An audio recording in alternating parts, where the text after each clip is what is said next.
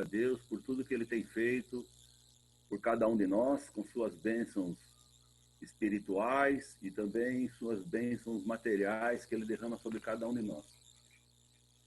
Nós vamos agora falar um pouco sobre a palavra do Senhor.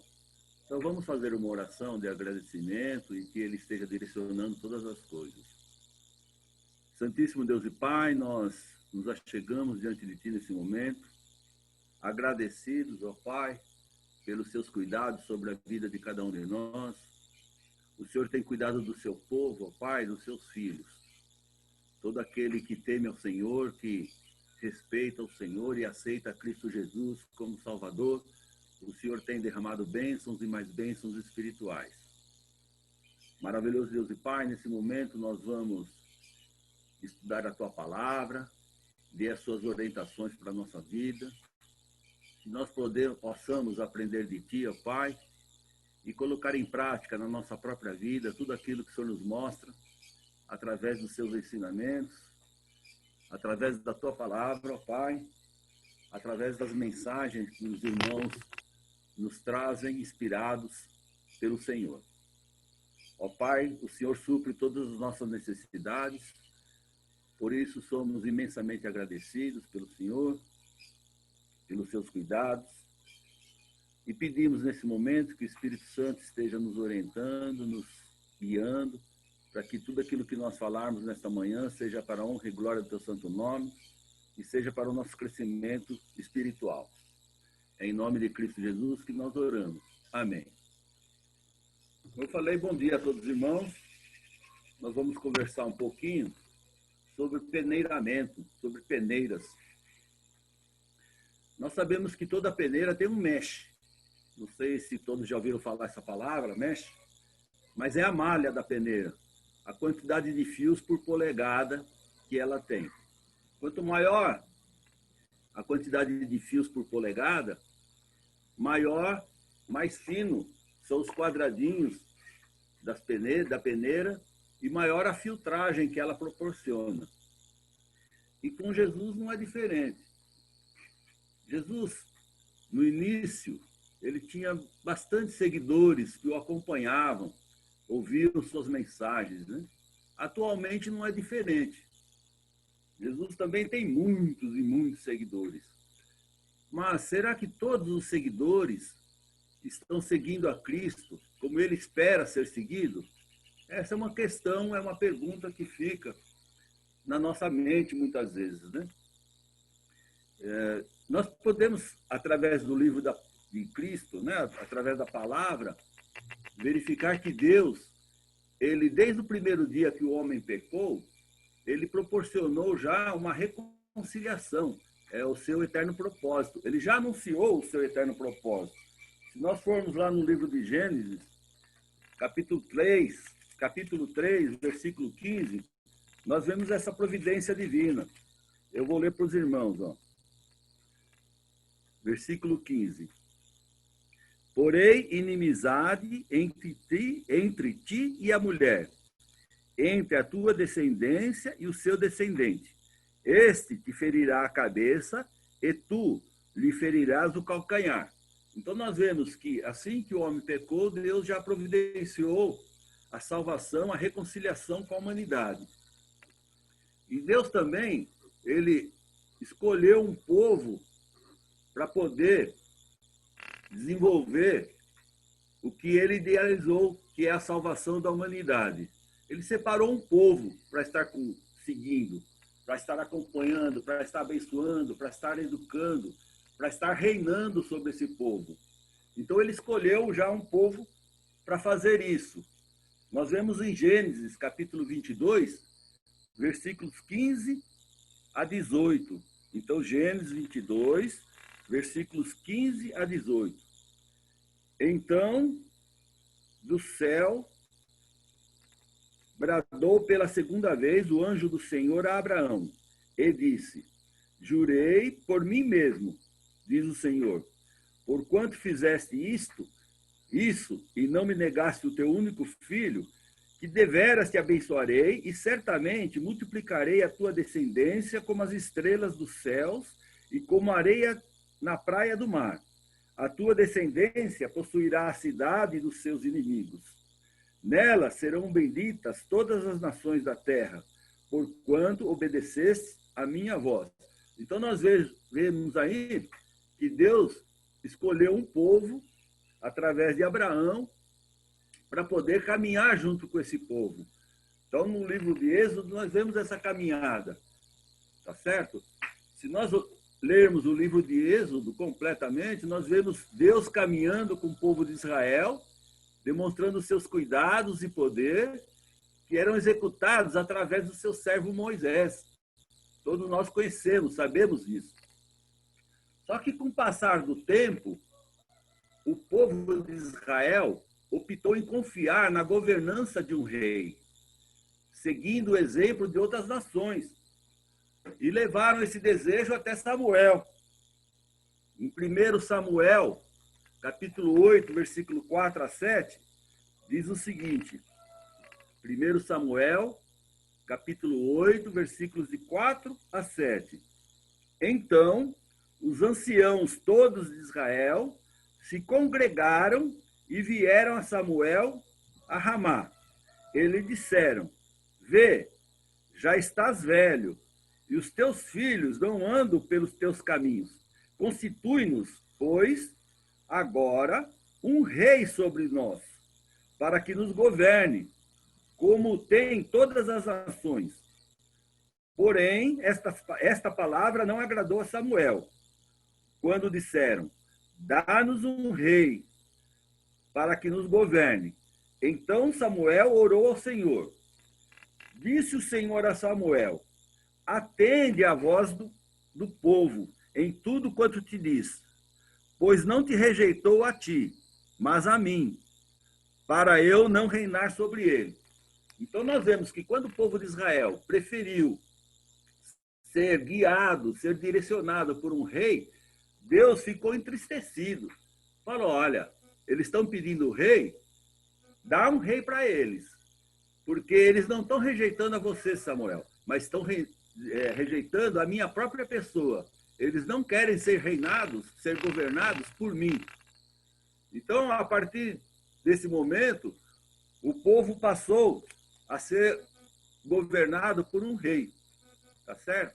E eles começaram a esperar um rei terreno poderoso que viesse da descendência de Davi. Salmo 132, versículos 10 a 12, tem essa profecia. Então, vamos lá. Salmos 132, estou chegando lá, versículos de 10 a 12. Olha o que diz: por amor de Davi, teu servo, não desprezes o rosto do teu ungido.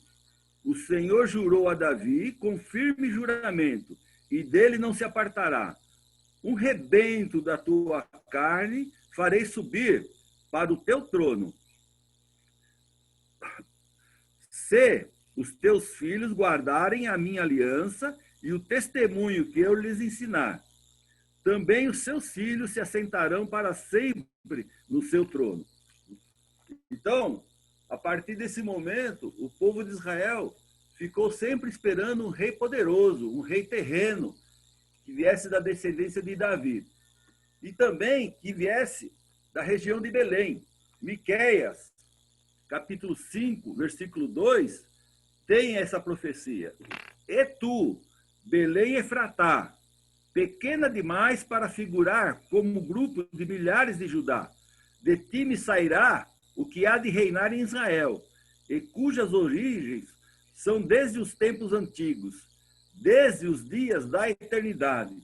Então, nessa profecia, nós vemos que viria um rei poderoso, que nasceria na cidade de Belém. E aí nós vemos, né, no Novo Testamento, que Jesus vem nascido de Belém.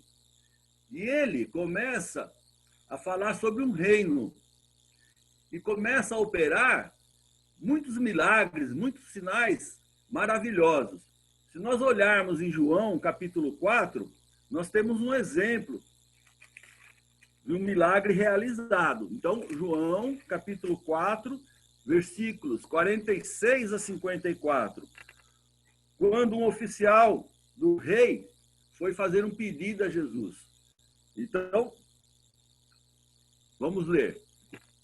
Dirigiu-se de novo a Caná da Galileia, onde da água fizera vinho.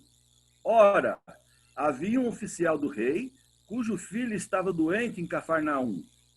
Tendo ouvido dizer que Jesus viera da Judeia para a Galileia, foi ter com ele e lhe rogou que descesse para curar seu filho, que estava à morte. Então Jesus lhe disse: se, porventura, não virdes sinais e prodígios, de modo nenhum crereis. Rogou-lhe o oficial: Senhor, desce, antes que meu filho morra. Vai, disse-lhe Jesus, teu filho vive. O homem creu na palavra de Jesus e partiu. Já ele descia, quando seus servos lhe vieram ao encontro, anunciando-lhe que o seu filho vivia. Então, indagou deles a que hora o seu filho se sentira melhor. Informaram: ontem a hora 7ª, a febre o deixou. Com isto, reconheceu o pai ser aquela precisamente a hora em que Jesus lhe dissera: teu filho vive. E creu, e ele e toda a sua casa. Foi este o segundo sinal que fez Jesus, depois de vir da Judéia para a Galileia. Então, esse oficial creu em Jesus, tá certo? Ele e toda a casa dele, tá? Acreditou em Jesus. E também Jesus realizava sinais poderosos por vontade própria, sem que alguém pedisse.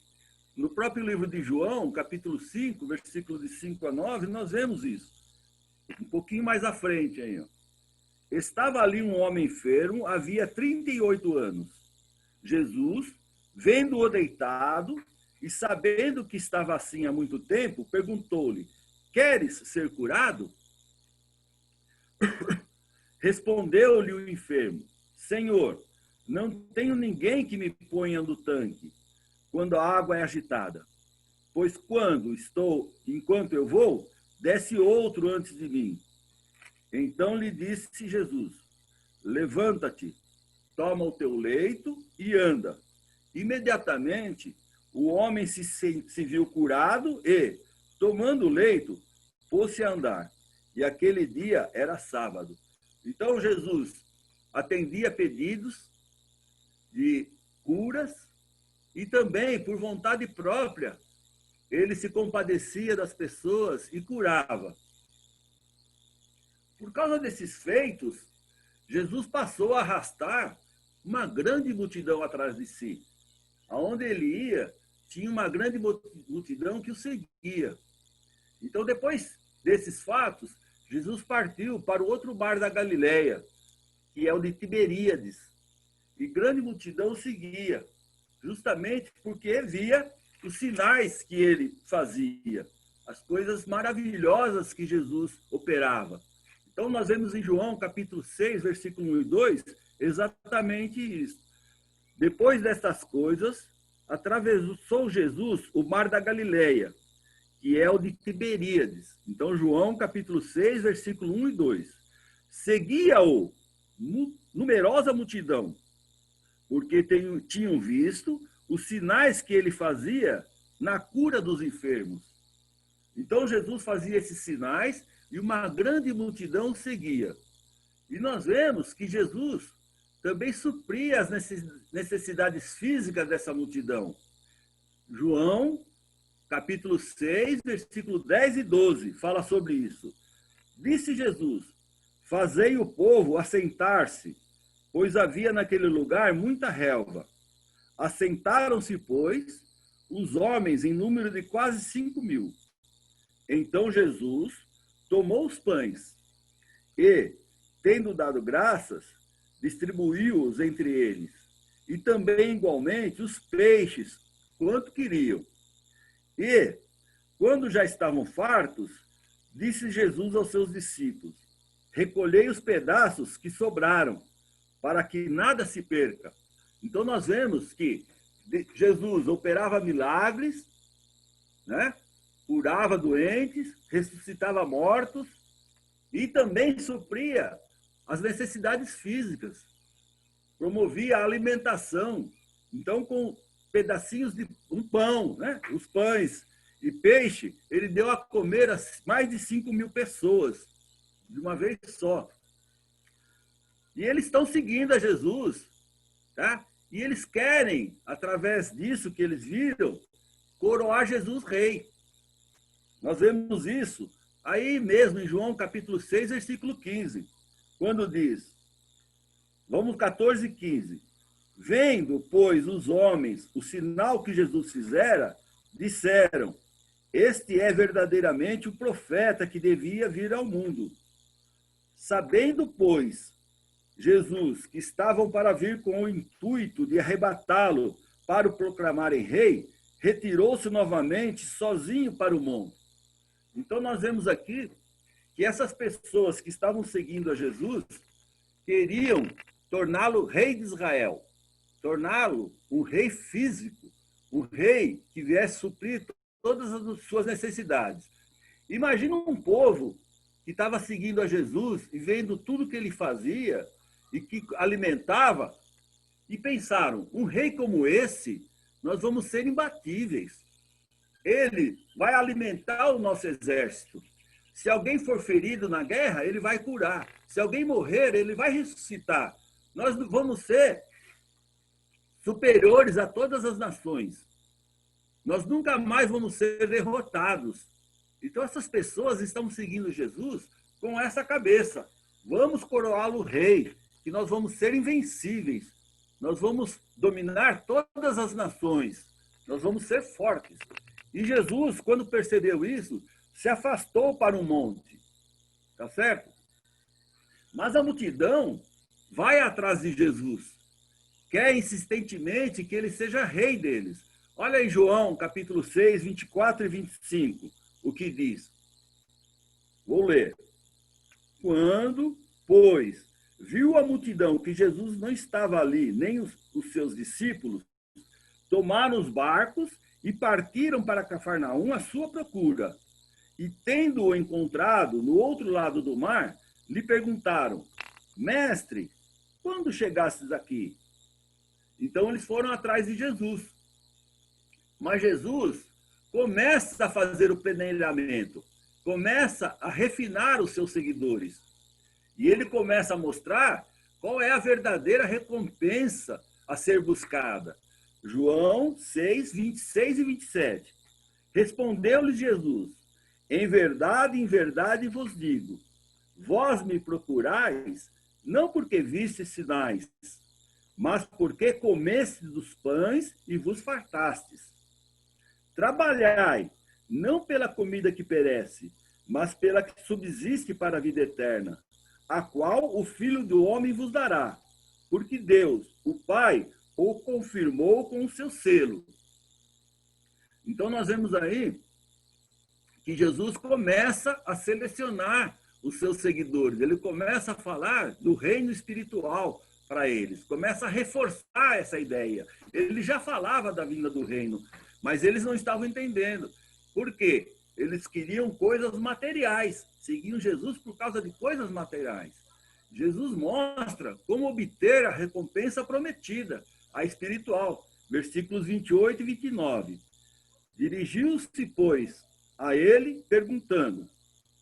Dirigiram-se, pois, a ele perguntando, que faremos para realizar as obras de Deus? Respondeu-lhes Jesus, a obra de Deus é esta, que creiais naquele que por ele foi enviado. Então, Jesus fala, a obra de Deus é esta. Vocês devem me seguir crendo que foi Deus que me enviou. E aí Jesus começa a aumentar ainda mais a malha. Ele começa a dificultar ainda mais as coisas. Então, quando você aumenta o número da malha, você consegue pó mais fino se você estiver peneirando uma areia, uma farinha. Então, só vão passar aqueles grânulos bem pequenos. Essa é a malha que eu falei no início da peneira. Quanto maior a malha, mais número de fios por polegada, menor é o pó que vai passar por esse quadriculito. pequeno.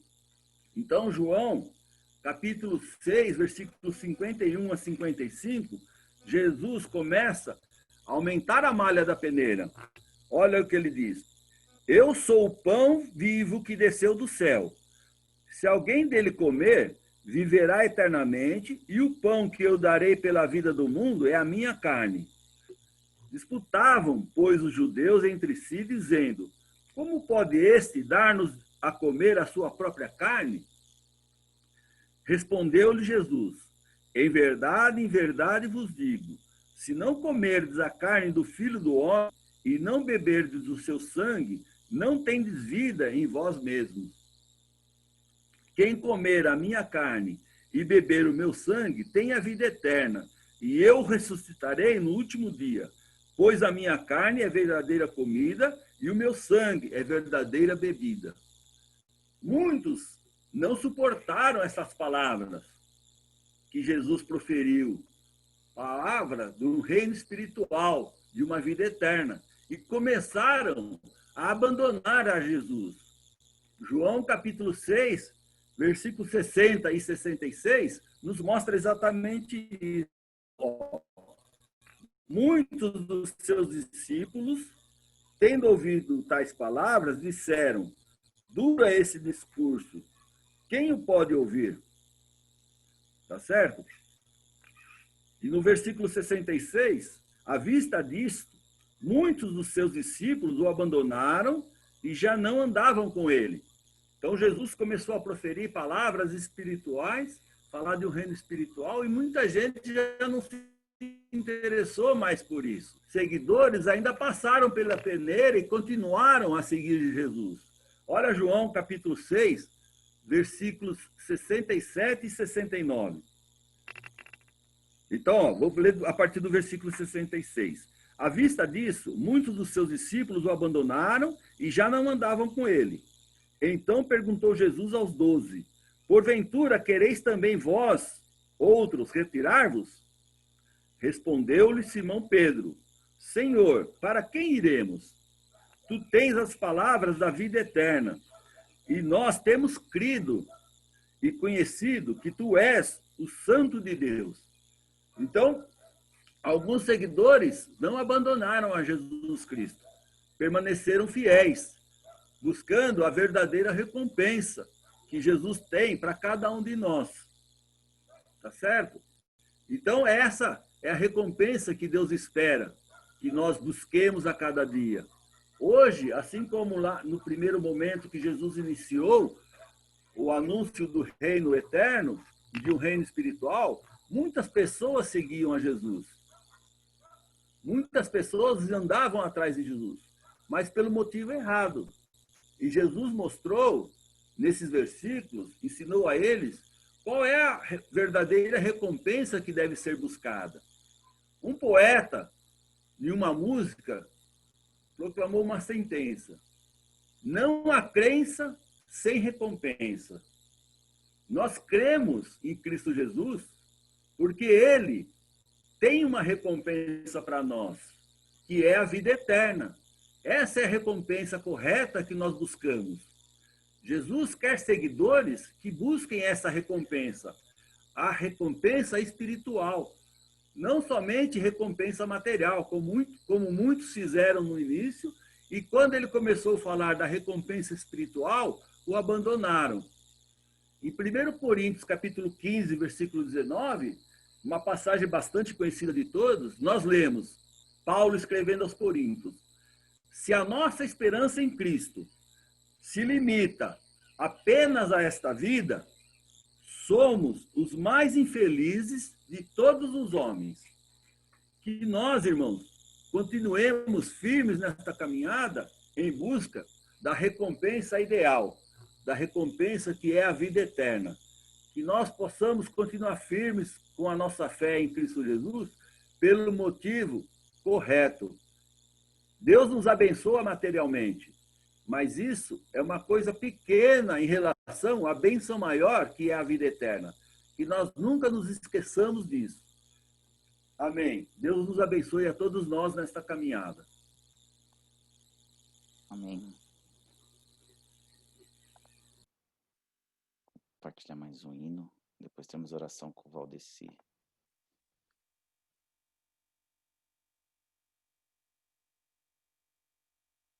Só aceitar o...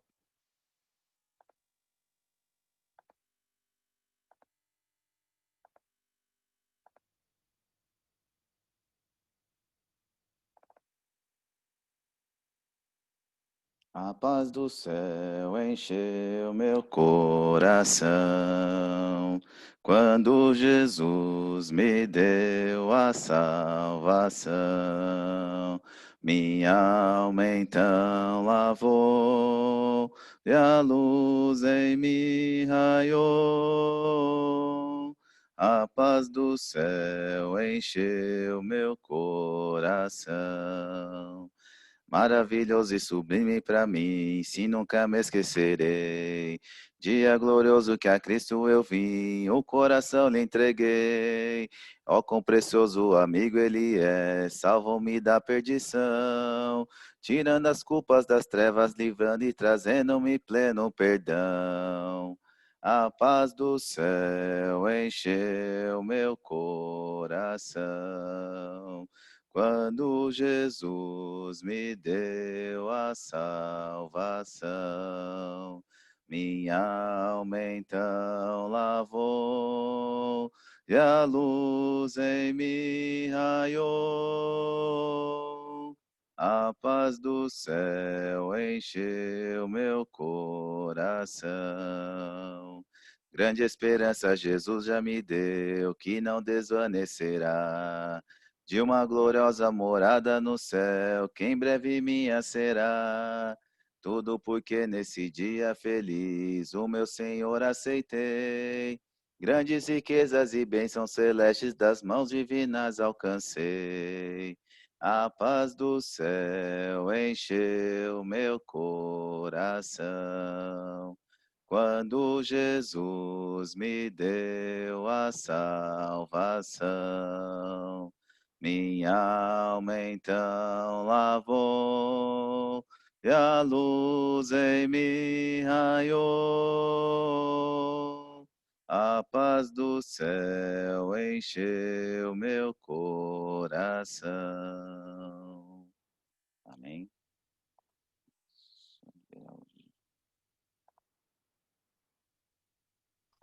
Liberado. Será que eu consigo falar agora? Tá liberado, Valdeci. Vamos orar? Querido Deus, nosso eterno Pai, como é bom, ó Pai, podermos ter acordado para mais um dia de vida e ter o privilégio, ó Pai, de nos reunirmos, mesmo virtualmente, ó Pai, com o único propósito de louvar e engrandecer o Teu nome. Graças te damos, ó Pai, porque podemos estarmos aqui juntos neste momento, cantando hinos de louvor ao Senhor e também, ó Pai, ouvir a Tua palavra. Nós damos graças a Ti, ó Pai, porque a cada dia de nossas vidas nós temos aprendido, temos nos fortalecido.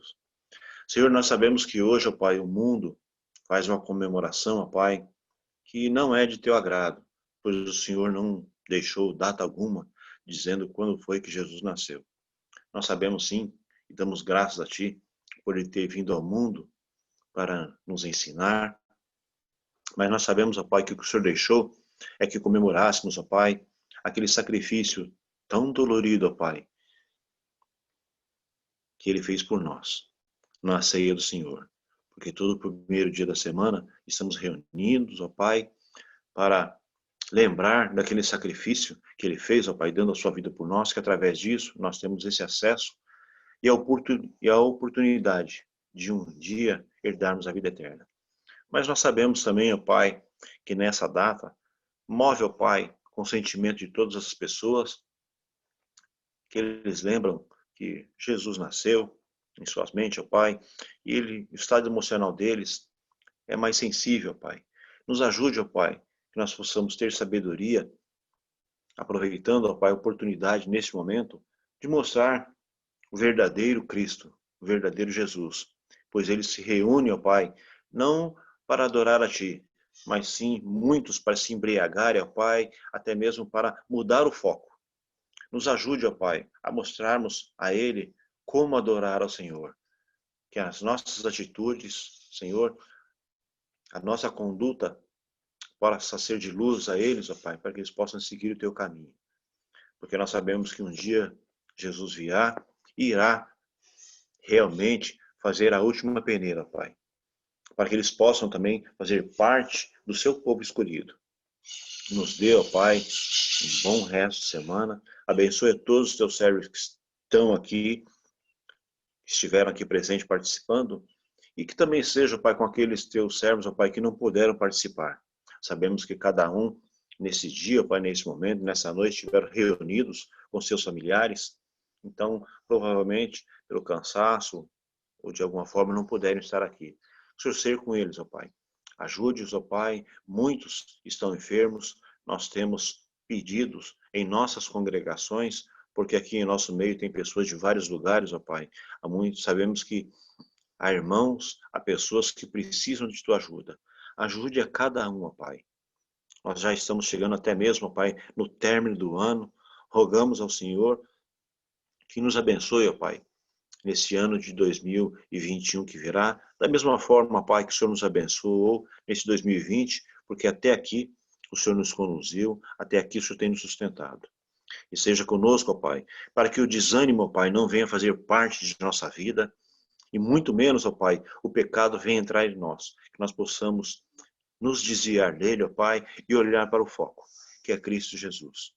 Em Teu nome, ó Pai, nós oramos ao Senhor e damos graças. Amém.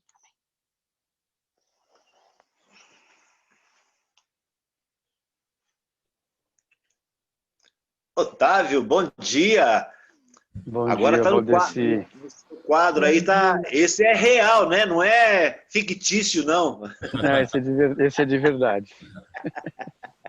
Esse é Meu de Valdir, verdade. eu acho que é uma boa meditação para nós, porque, veja bem,